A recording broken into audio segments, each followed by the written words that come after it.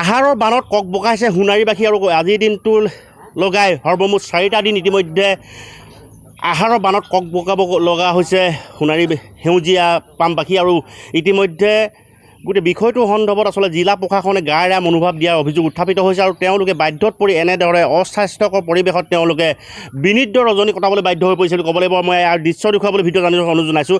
এনেকুৱা আচলতে অস্বাস্থ্যকৰ পৰিৱেশত বানাকান্ত ৰাইজসকলে তেওঁলোকে আশ্ৰয় ল'বলগীয়া হৈছে, যি ওখ স্থানসমূহ নিৰ্বাচন কৰি তেওঁলোকে আশ্ৰয় ল'বলগীয়া হৈছে আৰু যথেষ্ট অভাৱ অভিযোগৰ মাজেদি তেওঁলোকে দিনবোৰ পাৰ কৰিবলগীয়া হৈছে। আজি 4টা দিনৰ পাছতো আচলতে জিলা প্ৰশাসনৰ বিষয়ববীয়া বা জিলা প্ৰশাসনৰ বৰমূৰীয়াসকলে কিন্তু এইসকল বানাকান্ত ৰাইজক খবৰ ল'বলৈ সামান্যতমো সময় নোপোৱাৰ তীব্ৰ প্ৰতিক্ৰিয়া সৃষ্টি হৈছে। স্বাস্থ্য বিভাগৰ আজি তাৰিখত এই 4টা দিন তেওঁলোকে এইটো স্থানতে তেওঁলোকে সহাৱস্থান কৰি আছে। তাৰ পাছতো কিন্তু স্বাস্থ্য বিভাগে হ'লেও তেওঁলোকৰ খবৰ ল'বলৈ আহৰি নোপোৱাৰ দৰে অভিযোগ উত্থাপিত হৈছে। আৰু মোৰ লগত এগৰাকী বানাকান্ত মহিলা আছে, মই আপোনাৰ ওচৰলৈ গৈছোঁ। আজি 4টা দিনা আপোনালোকে ইয়াত বাহৰ পাতি আছে, স্বাস্থ্য বিভাগৰ বা প্ৰশাসনৰ লোক কোনোবা আহিছে নেকি? নাই অহা, কোনো ইয়াত অহা নাই। আমি ইয়াত আহিতো আমাৰ গায়ে ভাল নাই। আমাৰ এই কি বুলি পানীত খোজকাঢ়ি আমাৰ একদম গা বেয়া হৈছে, জ্বৰ উঠিছে, মূৰ বিষ, ভৰি বিষ আমাৰ হৈ আছে। চিকিৎসক কোনো অহা নাই? কোনো অহা নাই, আমাক কোনো অহা নাই। কোনো অকণমান পানী চানীও আমাক একো দিয়াই নাই ইয়াত, নাই দিয়া। সংবাদ মাধ্যমত বাৰে বাৰে আপোনালোকৰ বাতৰি সম্প্ৰচাৰ হৈছে, তাৰ পাছতো আচলতে প্ৰশাসন অহা নাই? নাই অহা। বাতৰিটো কালিও আহিছিলে নহয় জানো, আহিও আমাক যে কোনো এটা সুধিবলৈও নাই অহা। পুৰসভা মানুহখিনি অকণমানো চাবলৈও অহা নাই। সুধিতো চাব লাগে ন, আমি ইয়াত কেনেকুৱা আছোঁ কেনেকুৱা নাই, তোমালোকে কি খাইছা কি নাই, পানী কেনেকুৱা ব্যৱস্থা, অকণমান চাব লাগে আহি। আমিতো টেক্স চেক্স চবেই দিওঁ নহয় জানো, দিওঁ, তথাও আমাক এবাৰ সুধিবলৈও নাহিলে। কিবা একোৱে কৰিবলৈ মানুহখিনি একো অহাই নাই ইয়াত, না পানীও দিয়া নাই। আমি ইয়াত ইমান কষ্টকৈ আমি পানী খাইছোঁ, সেই বোকা চোকা পানী আমি টিউবেল চলাই, সেনেকুৱা পানী আমি আইৰণ পানীখিনি এনেকুৱাই ভাত বনাওঁ, সেনেকুৱা আমি খাওঁ ইয়াত। টিউবেল দেখিছোঁ, টিউবেলো আচলতে বুৰি গৈছে। তো আমি সেনেকুৱা যেন তেন আমি এনেকুৱা টিউবেল চলাই পানী আনো, যেন তেন টানি মেলি আনো আমি ইয়াত পানী।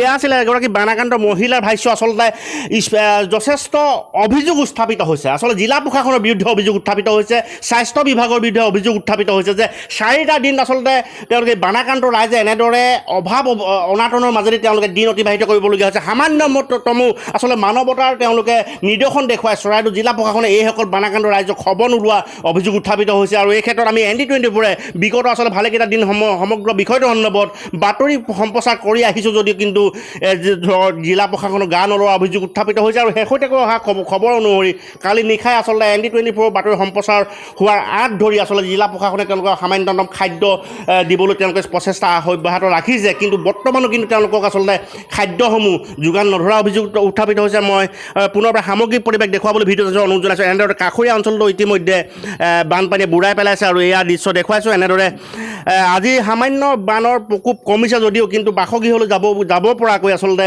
বানপানী শুকোৱা নাই। আৰু মই এই দৃশ্য দেখুৱাইছোঁ। আৰু যি পানীৰ অসুবিধা আছে, যথেষ্টখিনি ৰাইজৰ অভাৱ অভিযোগ আছে।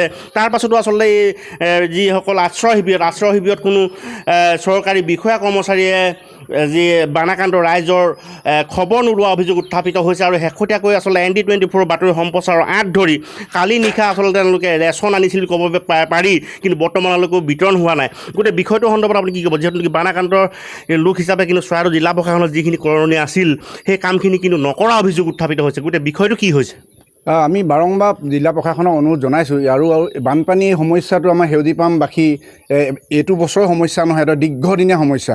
আমি ইয়াত ধৰক যিমানৰ পৰা বসবাস কৰিছোঁ, আজি 15 বছৰৰ পৰা প্ৰতি বছৰে 3বাৰকৈ হ'লেও ইয়াত বানপানী সমস্যাত আমাৰ মানুহখিনি তাৰমানে জৰ্জৰিত হ'বলগীয়া হয়। কিবা বানপানী আহিব, ৰিলিফ দিব, এইটো মানৱীয় অধিকাৰ বা এখন চৰকাৰৰ মানৱীয়, সেইখিনি আমি মানি লৈছোঁ। তেওঁলোকে আমি আজি শুনি পাইছোঁ তেওঁ আছে ৰিলিফ বিতৰণ কৰিব, কিন্তু প্ৰকৃত কথাটো হ'ল আমাৰ এতিয়া স্থায়ী সমাধান আমি বিচাৰিছোঁ। এই মানুহখিনিয়ে জন্মৰ পৰাই এই বানপানী সমস্যাটো প্ৰতি বছৰত 3-4বাৰকৈ ভুগিবলগীয়া হয়। আমি সেইকাৰণে এটা কি বুলি কয় স্থায়ী সমাধান বিচাৰিছোঁ। আৰু গোটেই কথাটো কি হ'ল, আমাৰ এই সেউজীপামবাসী সোণাৰী টাউনৰ দক্ষিণ সোণাৰী আৰু এফালে জবকা গোটেই পানীখিনি ইয়াত জমা হৈ যায় আৰু ওলাই যোৱা ব্যৱস্থা নাই। আগতে প্ৰাকৃতিকভাৱে যিবিলাক নলা নৰ্দমা আছিলে সেইবিলাকো ধৰক আজি মানুহে ক'ৰবাত ঘৰ বনোৱা তাগিদাত ঠেক কৰি পেলাইছে, বন্ধ কৰি দিছে। সেইকাৰণে এটা বিজ্ঞানসন্মত সমাধান লাগে।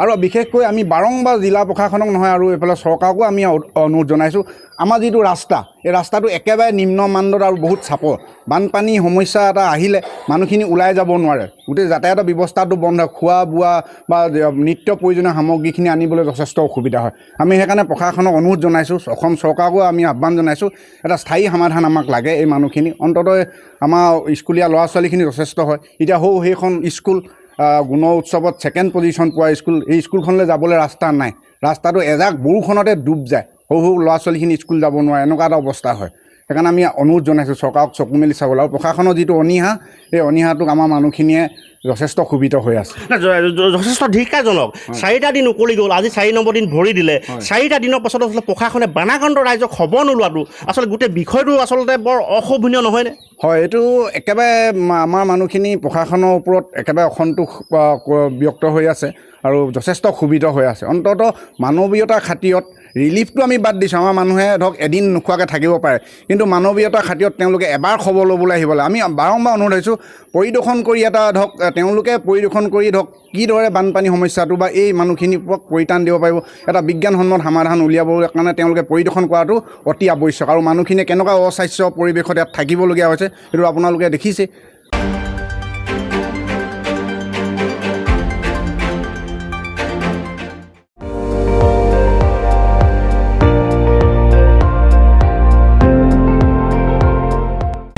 আপুনি চাই আছে ND24 সৰ্বশ্ৰেষ্ঠ নহয় সৰ্বোত্তমৰ দৌৰত